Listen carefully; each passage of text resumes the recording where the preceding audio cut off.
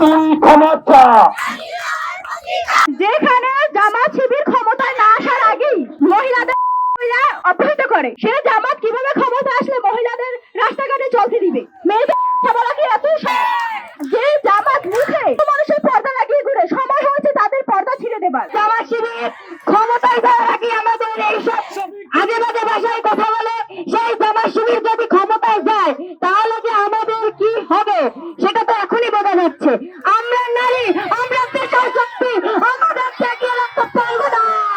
দলের আমির হয়ে উনি কিভাবে নারীদের সম্পর্কে এরকম কুমন্তব্য করতে পারেন?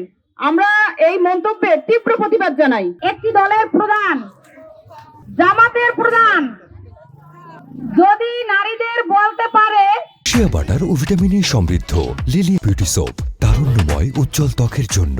রিমার্ক, নারীরা পতিতা, নারীরা বিশ্ববিদ্যালয়ের, তাহলে এই জামাত শিবির যদি ক্ষমতায় আসতে পারে তাদের তখন অবস্থা কি হবে?